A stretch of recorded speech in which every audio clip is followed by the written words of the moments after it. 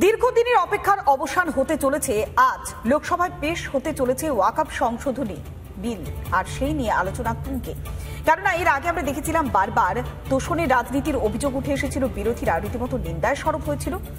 আর এরপরেই বিজেপি তার অবস্থান স্পষ্ট করে দিয়েছে এবং একই সঙ্গে সমস্ত জাতির সাংসদরা উপস্থিত থাকে, সেই কারণে হুইপ জারি করা হয়েছে। কিন্তু প্রশ্ন এক জায়গায়, এই ওয়াকফ সংশোধনী নিয়ে এত গাজালা কেন বিরোধীদের?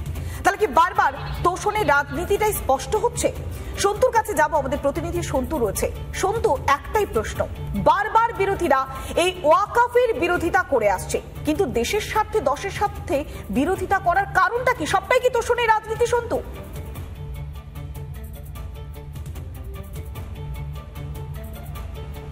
পৌলমী, দেশ যখন স্বাধীন হয়েছিল 1947 সালে, তখন বাবা সাহেব আম্বেদকরের লেখা সংবিধানে এই ওয়াকফ নিয়ে কোনো কথা বলা ছিল না, কোনো বিল ছিল না। শুধুমাত্র ভোট ব্যাংকের কারণে কংগ্রেস ওয়াকফ বিল নিয়ে আসে এবং সেই কংগ্রেস দফায় দফায় যখনই ভোটের প্রয়োজন পড়েছে তখনই এই ওয়াকফ সংশোধনী করেছে, আর ওয়াকফ বোর্ডের হাতে আরো ক্ষমতা দেওয়া হচ্ছে। পৌলমী, বলো, কোন দেশে নিয়ম রয়েছে কোনো বিবাদ হলে, কোনো প্রশ্ন হলে, কোনো আইন হলে কেন আমি কোর্টে যেতে পারবো না? কেন আমি প্রশাসনের কাছে যেতে পারবো না? কেন আমাকে যেতে হবে ওয়াকফ বোর্ডের কাছেই? আজ আমি যেখানে দাঁড়িয়ে রয়েছি, সেটা যদি ওয়াকফ বিল পুরনো থাকতো, তাহলে ওয়াকফ বোর্ড যদি চাইতো এই জায়গাটা ওয়াকফ সম্পত্তি, তাহলে সঙ্গে সঙ্গে নিয়ে নিতে পারতো, আমি কোথাও যেতে পারতাম না। কিন্তু সংশোধনী বিলে কি বলা হয়েছে? পরিবর্তন হয়েছে, আপনি যেতে পারবেন কোর্টে, আপনি যেতে পারবেন ডিএম এর কাছে। আজ 8 ঘন্টার এই বিষয় নিয়ে আলোচনা রয়েছে সংসদে। কি ছবি উঠে আসে সেই ছবি তো আপনাদের দেখাবো, কিন্তু প্রথমেই পুরো তথ্যটা দেখাবো আপনাদের সামনে। দেখো,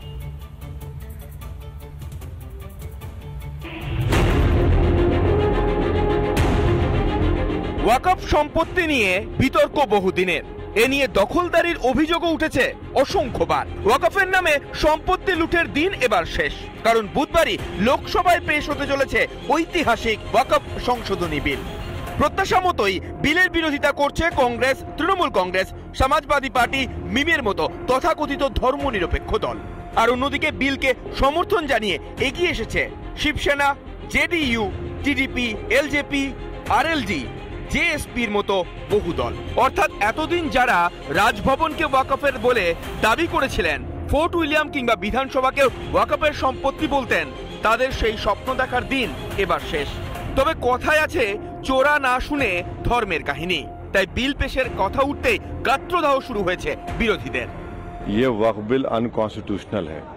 ये वक्फ बिल आर्टिकल 14, आर्टिकल 25, 26, 29 का ग्रेव वायलेशन है।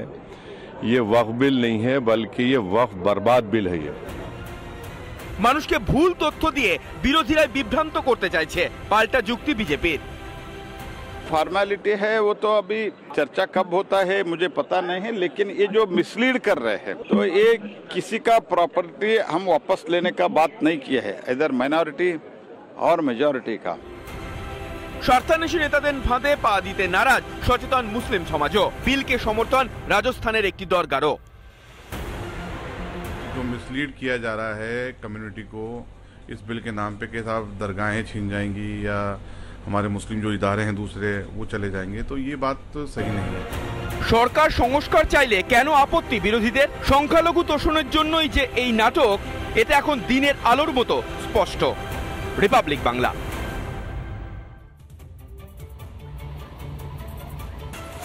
তোষণের রাজনীতি এবং ভোট ব্যাংকের কারণে কি ওয়াকফের বিরোধিতা করছে ইন্ডি জোট? প্রশ্ন করব সরাসরি।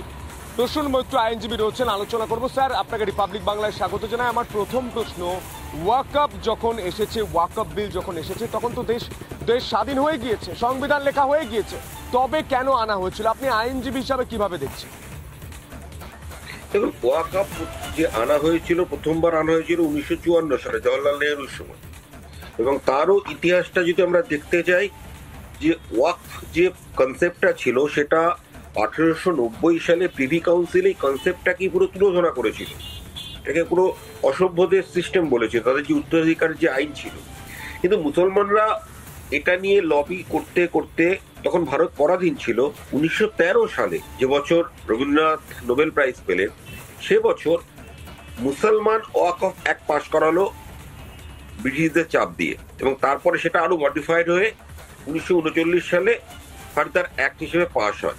এবার সেই অ্যাক্টগুলো আমাদের যে ফাদার অফ দ্য কনস্টিটিউশন, যখন কনস্টিটিউশন তৈরি হয় তাদের মাথায় ছিল, কিন্তু তারা ইনকর্পোরেট করার প্রয়োজন বোধ করেনি।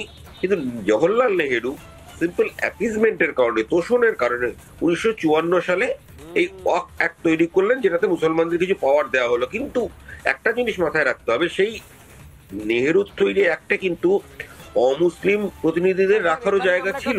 প্রশ্ন রয়েছে, সংবিধান প্রণেতারা বাবা সাহেব আম্বেদকরের সংবিধানে যা জায়গা পেল না শুধুমাত্র কংগ্রেস ভোট ব্যাংকের কারণে, তা ওয়াকফ বিল আনতে পারে, ওয়াকফ আইন তৈরি করতে পারে, তার সংখ্যাগরিষ্ঠতা রয়েছে, কিন্তু এটা কতটা অনৈতিক সেই জায়গাটাই আসছি।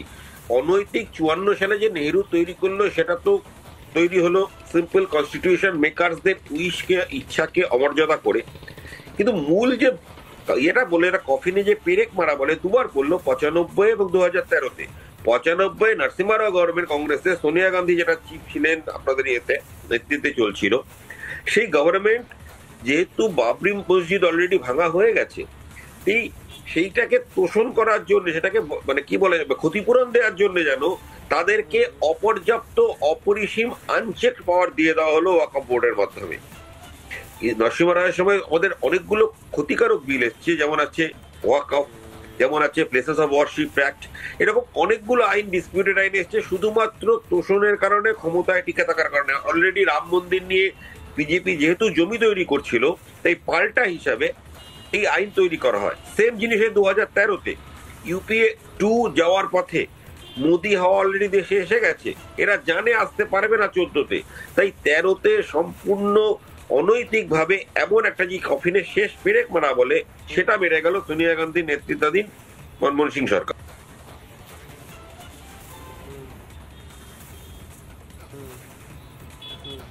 এই জায়গাতে আমার পরের প্রশ্ন স্যার, আমি জানতে চাইছি যে ওয়াকফ বিলটা সরে যাচ্ছে, এটা দেশের জন্য কত ভালো হবে?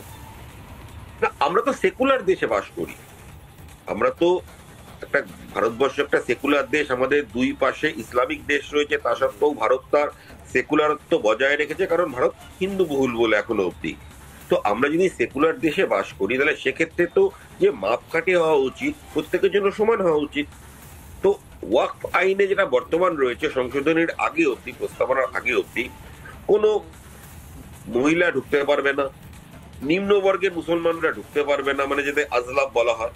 মানে ওয়াকফটা বর্তমানে দাঁড়িয়েছে যেন একটা উচ্চ শ্রেণীর মুসলমানদের, যারা আশরাফ বলা হয়, তাদের জমিদারি, তাদের জায়গিরদারি, তারা সব সম্পত্তি, হাজার হাজার কোটি টাকার সম্পত্তি, প্রায় কয়েক লক্ষ কোটি টাকার সম্পত্তি ভারত জুড়ে তারা দখল করে রয়েছে, তাই নিয়ে তারা জমিদারি চালাচ্ছে।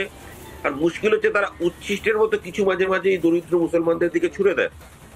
এই দরিদ্র মুসলমানরা কিন্তু ওয়াকফের কোনো সুবিধা পায় না। যদি পেত, তাহলে পশ্চিমবঙ্গের প্রত্যেকটা গুরুত্বপূর্ণ রাস্তার মোড়ে বা শিয়ালদা বা হাওড়া রাজত্ব চালানোর জন্য, আমরা জানি মোগল আমল চলে গিয়েছিল, ইংরেজ আমলের পর আমাদের দেশ স্বাধীন হয়েছে, কিন্তু তারপরেও এই রাজত্ব চালানোর জন্য, এই জমিদারি চালানোর জন্য ওয়াকফ বিল তৈরি করে কংগ্রেস হাতে তুলে দিচ্ছে সোনার চামচ।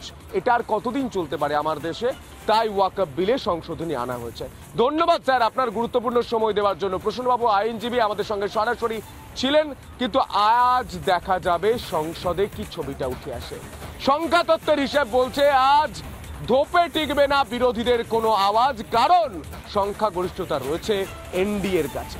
এই ছবির দিকে অবশ্য আমাদের নজর থাকবে, কিন্তু একটা ছোট্ট বিরতির পর আপনারা দেখবেন গোটা রাজ্যের হাওয়া কেমন আমাদের সিনিয়র এডিটর শুভ্রাংশু চ্যাটার্জির সঙ্গে। দেখতে থাকুন রিপাবলিক বাংলা।